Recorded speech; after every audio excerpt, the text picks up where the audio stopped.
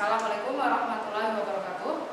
Baik, kita akan belajar di bab 2 ini tentang metabolisme sel. Nah, sebelum ke metabolisme sel, kita akan mempelajari tentang enzim. Ya. Kalian sering dengar kan enzim, tapi bukan merek pasta gigi, bukan ya. Maksudnya enzim ini ialah sejenis protein ya yang berfungsi. Saya tulis saja ya. Enzim merupakan biokatalisator ya.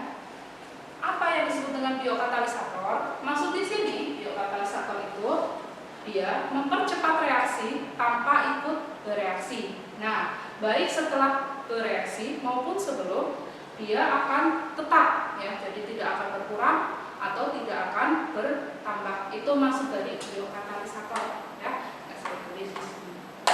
Nah, di sini adapun komponen enzim. Apa itu komponen enzim? Jadi, enzim ini misalkan saya gambarkan ini seperti huruf E ya. Ada dua utama yang enzim ini, ialah ada apoenzim dan gugus prostetik. Nah, ini misalkan ada gambar ini yang gedenya, terus ini yang kecil-kecil ya. Kita bahas dulu yang apoenzim. Apa itu? Ciri-cirinya yang pertama, mendominasi struktur.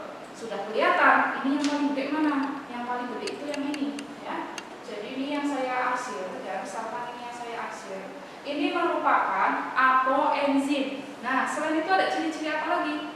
Dia merupakan protein ya. Protein itu sifatnya labil. Kita tahu ya, kalau labil itu berubah-ubah. Kenapa? Jadi dia bekerja dipengaruhi oleh suhu dan pH ya. Nanti ini saya akan jelaskannya di sifat-sifat enzim ya, atau di cara kerja enzim. Jadi karena dia protein, dia sangat berpengaruh oleh suhu dan juga pH ya. Jadi karena dia protein sifatnya labil, berubah-ubah ya. Selanjutnya memiliki dua sisi. Apa itu? Yang pertama saya jelaskan ya, ada sisi aktif. Sisi aktif itu saya garis merah ya, yang ini ya. Ini misalkan inilah yang disebut dengan sisi aktifnya ini ya. Jadi ini yang saya arsir garis merah ya. Ini merupakan sisi aktif ya. Apa itu sisi aktif? Sisi aktif, saya tulis di sini ya. Sisi aktif itu merupakan sisi yang berikatan dengan substrat ya.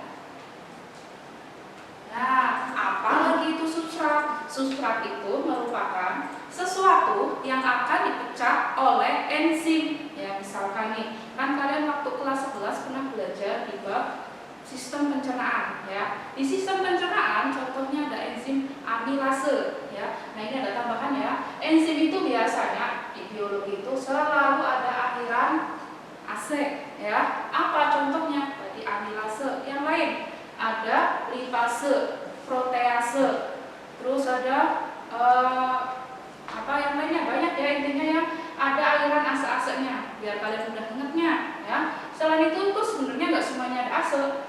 Contohnya ada ini ya, ada petialin, terus ada peksin, ada tripsin. Jadi nggak semua enzim itu aliran ase, tapi kalau di biologi semua yang ada aliran ase artinya enzim. Cuma di sini ada tambahan, kalau selain ase contohnya ada ini juga termasuk enzim gitu ya. Nah, di sini maksudnya sisi yang berikatan dengan substrat. Tadi substrat itu sesuatu yang akan dipecah oleh enzim. Contohnya pasangannya si amilase, substratnya itu namanya amilum begitu ya. Misalkan nih contohnya tadi ada enzimnya namanya amilase, nanti pasangannya dengan amilum. Ini nanti ada di sifat-sifat enzim, nanti saya jelaskan ya. Ingat, substrat merupakan sesuatu yang akan dipecah oleh si enzim begitu. Nah, selanjutnya sisi allosterik. Apa itu sisi allosterik? Nah, saya akan buat yang diarsir dulu ya. Nah,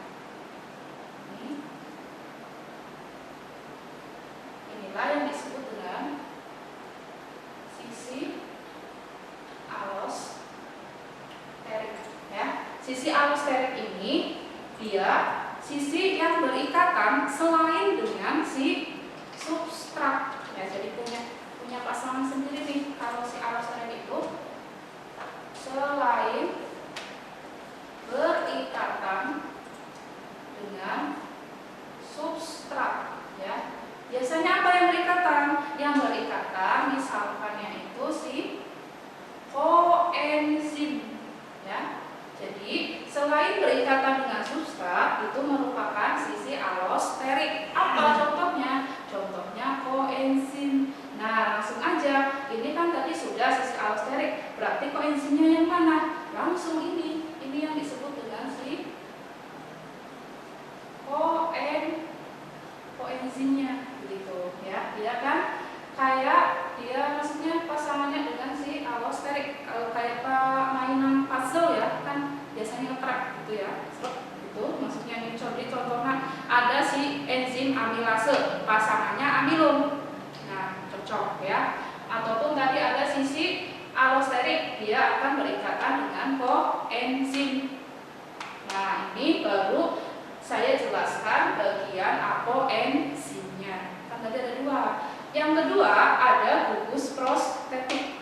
Nah, dari tadi nih kita kan sudah bahas ini ya. Dari tadi ada sisi yang dari tadi gambarnya itu dicuekin apa? Nah, ini yang disebut dengan gugus prostetik, ini yang lebih kecil ya, nempel di enzimnya.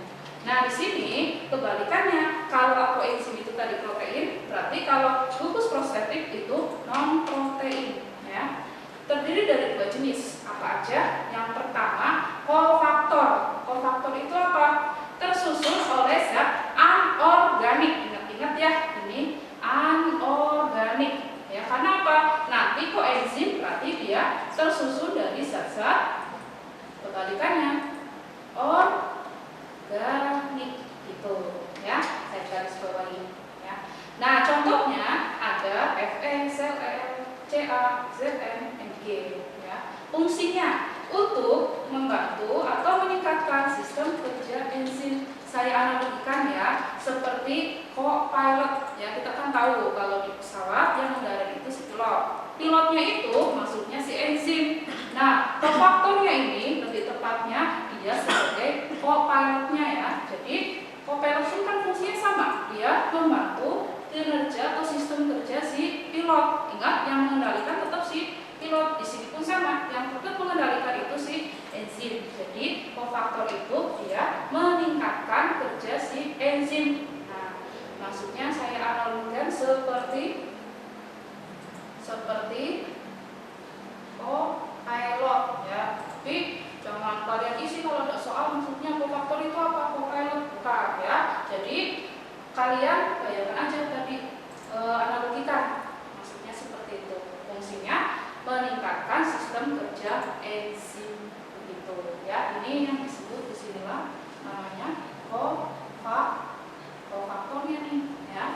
Nah, yang kedua ada koenzim. Tadi ingat ya, koenzim itu tadi dia berikatan dengan sisi alosterik. Apa itu koenzim? Berarti tersusun oleh zat organik. Ya, sudah saya garis bawahi. Contohnya apa? NAD+, vitamin B, FAD+, ya. Apa itu nanti? Ini nanti ada di anabolisme, ya. Nanti setelah pembahasan enzim kita akan membahas tentang katabolisme dan anabolisme. Nanti ini akan muncul, ya. Bisa diterangkan. Nah, fungsinya untuk apa? Untuk memindahkan suatu gugus kimia pada saat enzim bereaksi, begitu, ya. Oke, ini kurang lebih pembahasan komponen enzim. Nanti saya akan melanjutkan tentang sifat-sifat kerja enzim. Oke. Tadi kita sudah bahas tentang enzim, ya, komponennya. Sekarang kita akan maksudnya kita akan membahas sifat-sifat enzim. Yang pertama, dia kerjanya spesifik. Spesifik di sini berarti dia maksudnya hanya mengikat substrat tertentu, ya. Kan tadi kita sudah belajar substrat. Substrat itu apa? Saya ulangi lagi, sesuatu yang akan dipecah oleh si enzim. Nah, saya akan terangkan masuk di sini spesifik. Nanti ada dua teori, ya. Dua teori kerja enzim itu. Yang pertama ada yang kedua ada lock and key ya. Nah, saya terangkan sedikit ya induksi. Yang kedua itu ada lock and key. Nah, dari kerja spesifik ini kita pakainya itu ini lock and key atau kunci dan gembok. Maksudnya apa? Lock and key di sini dia makanya nih kalau bahasa kita ya enzimnya itu setia. Setia maksudnya gimana? Ini kan tadi contohnya ada enzim misalkan ini si amilase. Ingat tadi enzim itu selalu akhirannya ase. Walaupun nggak semuanya ya. Jadi contohnya ada amilase. Berarti substratnya apa? Substratnya gampang. Substratnya namanya si amilum ya. Atau di sini tadi ada nama amilasenya itu si enzimnya ada airan ase ya. Substratnya amilum. Kerjanya spesifik. Maksudnya ini kita kayak main puzzle ya. Ini misalkan tadi ini si amilase, terus tiba-tiba ada yang datang, misalkan ya kita mainan puzzle ini seperti ini, atau nah misalkan seperti ini ya. Ini enzim amilase, terus ada 3 substrat yang mendekati ya. Karena kita pakai teori lock and key, kunci dan gembok, dia setia ya. Walaupun ada 3 yang datang, dia hanya terfokus yang akan bahasa kita istilahnya ngetrek ya. Contohnya ini tadi amilasenya, terus ini apa namanya si substratnya cocok ya. Kita sudah tahu antara 1, 2, 3 pasangannya dia hanya setia ke nomor 1 ya. Jadi ingat di kerja enzim itu yang spesifik itu pakainya lock and key atau kunci dan gembok ya. Maksudnya mengikat hanya substrat tertentu atau biar kalian ingat aja tadi enzimnya setia ya. Nah, beda dengan yang induksi. Kalau induksi ini enzimnya ganjen. Maksudnya gimana?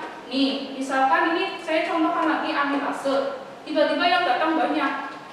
Saya mau berubah. Kan kalau lock and key dia tetap setia ya sama ini. Nah, tiba-tiba yang mendekati dulu yang lancip nih, nanti dia akan berubah ngikutin substrat yang datang ya. Jadi tidak sesuai dengan sifat-sifat kerja enzim gitu. Jadi kalau ada pertanyaan, sifat enzim itu bekerja spesifik itu pakai teori lock and key, kunci dan gembok ya. Ingat, lock and key, kunci dan gembok maksudnya enzimnya setia, bukan induksi ya. Enzimnya nggak setia gitu maksudnya ya. Oke, ini bekerjanya spesifik. Selanjutnya kerjanya bolak-balik atau kita kenal dengan ini reversible. Maksudnya bagaimana? Nah, ini ada enzim misalnya amilase, substratnya amilum. Dia akan berikatan jadi kompleks enzim dan substrat sesuai namanya ya. Jadi kalau berikatan namanya kompleks enzim substrat ya. Nanti dia akan mecah lagi jadi produknya ya. Maksud di sini ini tetap ya, ini tetap si amilase ya. Kalau amilem di karbohidrat itu dia masuknya polisakarida. Maaf, ini bukan amilem ya. Maksudnya contohnya di sini ada maltase. Berarti substratnya langsung tahu maltase pasangannya pasti maltosa ya. Ini tetap ya berikatan namanya kompleks enzim substrat. Ini maksudnya ini tadi si maltosa ya dan maltase ya. Ini intinya satu paket ya, nggak usah ditulis maltase maltosa karena ini sudah berikatan. Sesuai namanya yang ikatan apa? Enzim dan substratnya. Selanjutnya dia akan jadi produk. Produknya apa? Tetap dipecah. Ini enzimnya. Ada 2 produknya ini. Maksudnya maltosa itu merupakan disakarida ya kalau di karbohidrat. Berarti ada 2. Kalau pecah dia akan terurai menjadi 2 produk. Maksudnya maltosa itu terdiri dari 1 gugus glukosa dan 1 kubus glukosa. Selain contoh maltosa sebenarnya ada fruktosa ya, terus ada apa lagi? Sukrosa dan yang lain ya. Saya hanya ambil contoh maltosa. Jadi maltosa merupakan disakarida. Nanti dipecah lagi, dia lebih sederhana kan namanya monosakarida. Mono berarti 1. Nah di sini contohnya ada glukosa. Kalau selain glukosa, monosakarida itu apa? Ada galaktosa, ya, ada fruktosa. Ya, nanti kalian belajar lagi, buka lagi di kelas 11 ya. Karena saya jelaskan yang karbohidrat ya, ada polisakarida, disakarida, dan monosakarida. Nah, selanjutnya kenapa mau disebut kerjanya bolak-balik? Nanti ngikutin lagi aja apa namanya ini tanda panahnya. Setelah jadi glukosa, nanti dia berubah lagi menjadi maltosa. Seterusnya seperti itu. Itulah yang disebut dengan kerjanya bolak-balik atau reversible. Nah, oke, yang ketiga, kan tadi di komponen pun si enzim itu merupakan protein. Kalau protein dia sifatnya labil ya, sifatnya labil. Kalau labil berarti berubah-ubah. Apa yang berubah-ubah? Jadi kerjanya yang pertama dipengaruhi oleh suhu ya. Jadi gini, jika suhunya rendah ya, ini misalkan suhunya rendah ya, misalkan suhu rendah, dia akan inaktif ya. Inaktif itu bahasa kita katanya dia akan tidur ya. Kalau tidur kan nggak mati ya, jadi suatu ketika dia akan hidup kembali. Saya ambil contoh daging ya, daging sapi, daging kambing. Intinya daging, tapi ingat kita fokuskannya itu bukan di daging, karena daging itu tidak mati ya, karena yang melakukan metabolisme itu kan yang hidup. Pengertian metabolisme sendiri kan suatu reaksi kimia yang terjadi di dalam makhluk hidup. Saya garis bawahi kalau hidupnya. Kalau daging kan sudah bukan hidup ya, nggak hidup alias mati. Tapi kita fokuskan ke bakterinya ya, bakteri yang nempel di di daging tersebut ya. Jadi misalkan tadi saya ambil contoh daging. Daging biasanya kan taruh di freezer. Nanti dipakai lagi mungkin untuk masak selanjutnya ya. Taruh di freezer. Ini kan suhunya rendah. Kalau suhunya rendah, si enzim tersebut akan tidur atau inaktif. Namun jika kalian masak nih, contohnya memasak ngambil dari freezer, segera langsung untuk dimasak. Kenapa alasannya? Karena kalau diletakin atau ditaruh di tempat atau suhu ruang, nanti enzimnya kerja kembali ya, maksudnya tadi bakterinya kerja kembali. Ini bahaya. Kita kan tahu reproduksi bakteri itu dia membelah diri, nanti yang ada malah timbul penyakit. Jadi ingat, maksud di sini jika suhunya rendah, dia akan tidur atau inaktif. Namun jika dibiarkan ke suhu ruang, ya nanti dia hidup kembali.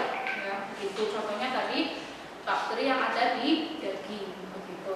Ya, ini kalau suhunya rendah. Kalau suhunya tinggi, ya ini tinggi maksudnya. Ya, apa yang akan terjadi? Dia akan mengalami yang namanya akan denaturasi. Apa itu denaturasi? Denaturasi itu rusak, ya, rusak sel-selnya, ya, sel-sel bakteri contohnya. Karena rusak, lama-lama dia akan mati, ya. Jadi pertama mengalami kerusakan, ya, nanti lama-lama akan mati. Kan banyak ya bakteri yang mati di suhu yang tinggi. Ini maksudnya dari sifat si enzim tersebut, ya. Jadi jangan sampai ketukar. Kalau suhunya rendah, dia akan tidur atau inaktif. Kalau suhunya tinggi, akan denaturasi atau mengalami kerusakan. Lama-lama akan mati, ya.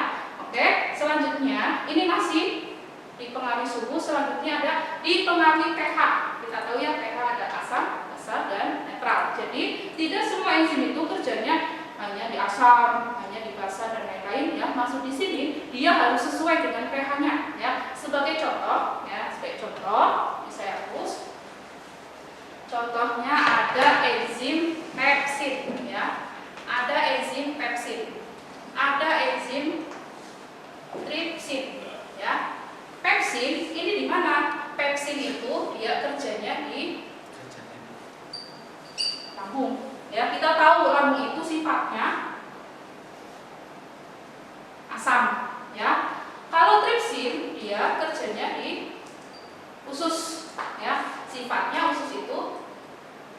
besar. Ya, walaupun ini tripsin sebenarnya diproduksinya oleh pankreas ya, tapi dia kerjanya di usus ya. Saya ulangi lagi nih. Kalau pepsin ditaruh di usus, dia tidak akan bekerja. Atau sebaliknya, tripsin ditaruh di lambung, dia pun nggak akan bekerja. Karena kerjanya harus spesifik, kerjanya harus sesuai dengan pH-nya, begitu maksudnya ya. Oke, selanjutnya yang keempat ada katalis. Tadi ya, pengertian enzim merupakan biokatalisator. Ya, saya akan tulisnya di sini. Katalis tadi maksudnya mempercepat reaksi tanpa ikut bereaksi. Dan di sini ingat, baik sebelum maupun setelah reaksi, enzim tersebut tetap ya, enzimnya akan tetap. Enzim akan tetap di sini maksudnya tadi sebelum maupun sesudah reaksi akan tetap. Nah, di sini contohnya ada enzim katalase. Katalase itu banyak di organ yang menetapkan racun. Itu di mana? Di organ hati. Berarti jelas ini pH-nya di pH netral ya. Nah, di sini misalkan nih di kimia H2O2 itu apa? Itu ialah hidrogen peroksida. Nah, hidrogen peroksida kalau kita ketelan jenis ini ya, ini biasanya di mana? Di banyak kayak apa? Desinfektan, pemutih ini apa namanya? Lantai ataupun apa ya, pembersih lantai. Ini ada jenis hidrogen peroksida. Semua kita ketelan, ini kan jelas sifatnya racun di dalam tubuh kita ya. Nanti dinetralkan oleh organ hati akan menjadi dipecah nih. Ini dibantunya oleh si enzim katalasenya ya, katalase ya. Jadi apa? H2O air dan juga oksigen. Kalau ini kan nggak aman di tubuh kita, ngalir pun di pembuluh darah, air aman, oksigen pun aman, begitu ya. Maksudnya ini menetralkan, katalis ya di organ hati. Nah, di sini mempercepat reaksi. Bayangkan kalau tubuh kita tidak menghasilkan enzim. Contohnya nih, kalian makan, dalam detik itu juga akan dicerna, kan banyak sekali bantuan oleh enzim-enzim. Dari di mulut ada petialin atau amilase, itu kan memecah amilum dan seterusnya. Sampai nanti di usus dan lain-lain, itu enzimnya banyak sekali. Jadi, kalau nggak ada enzim, mungkin kalian makan sekarang, baru dicernanya ataupun baru diprosesnya itu bisa minggu depan, bisa tahun depan bahkan ya. Jadi, ini enzim itu maksudnya mempercepat reaksi di dalam tubuh kita ini ya. Ini. Nah, ini berkaitan dengan yang nomor 5 ini. Menurunkan energi aktivitas atau aktivasi. Apa maksudnya? Energi yang diperlukan oleh tubuh untuk melakukan suatu reaksi. Nah, ini misalkan ada grafik ini. Yang di garis map ini yang grafik yang merah, ini yang ini yang merah, ini yang hitam. Kira-kira dari dua ini mana yang kerjanya menggunakan enzim? Ingat di sini menurunkan. Kita garis bawahi menurunkan. Berarti yang menggunakan enzim itu jelas yang warna merah ya, menggunakan enzim. Sementara yang hitam ini tanpa enzim. Gampangannya nih, kalau nomor 5 itu ada enzim, kita jadi hemat energi. Maksudnya energi yang kita keluarkan itu sedikit ya, karena dibantu oleh si enzim. Jangan sampai terputar ya. Oke. Terakhir ada inhibitor. Apa itu? Faktor penghambat kerja enzim. Jadi nggak selalu lancar terus, pasti ada hambatannya. Ini ada dua ya, inhibitor kompetitif dan inhibitor non kompetitif ya. Dari katanya pun sudah jelas, kompetitif dari kata kompetisi berarti bersaing ya. Misalkan nih, tadi kan kita sudah yang komponen enzim ya. Misalkan di sini ada enzimnya nih. Misalkan ini enzim. Terus di sini kan ada substrat ya, yang sesuai substratnya nih. Kalau lancar nggak ada si inhibitor, langsung dia berikatan kayak ini ya. Tapi ada si penghambat. Yang pertama ada kompetitif. Kira-kira di antara dua ini dua-duanya bahaya, tapi lebih cenderung ke yang non kompetitif. Alasannya kenapa? Nah, kalian bisa lihat ya, saya jelaskan nih. Jadi kompetitif dulu. Kompetitif dia bersaing. Apa yang bersaing? Jadi contohnya kalau kompetitif di sini ada inhibitor, ngalang-ngalang ini, mau berikatan dia ngalang-ngalangin. Tapi kan kalau dia enzimnya kuat maupun substratnya kuat, mau nggak mau si inhibitornya kalah, udah pergi tetap berikatan. Itu yang disebut dengan kompetitif, maksudnya bersaing ya. Selanjutnya non kompetitif. Kalau ini kalau bahasa kita isinya nusuk dari belakang ya, maksudnya bagaimana? Kalau ini kan tadi terang-terangan di depan ya, tapi kalau non kompetitif tiba-tiba nempel di belakang tanpa disadari oleh si enzim. Nah, dari nempel yang ini nanti dia akan mengubah sisi aktif. Yang tadi kan dia kerjanya spesifik ya, pakai lock and key. Karena dia sudah ditempelin oleh inhibitor non kompetitif, dia akan mengubah struktur sisi aktif ya. Dia contohnya jadi nggak jelas bentuknya, otomatis kan mau nggak mau jadi nggak bisa berikatan. Nah, ini yang disebut dengan inhibitor non kompetitif. Tampilannya nih, kalau kompetitif mainnya cantik langsung di depan ya, beda dengan yang non kompetitif, tiba-tiba di belakang aja busuk ya untuk maksudnya. Nah, ini kurang lebih pembahasan sifat-sifat enzim. Oke, saya akhiri. Assalamualaikum warahmatullahi wabarakatuh.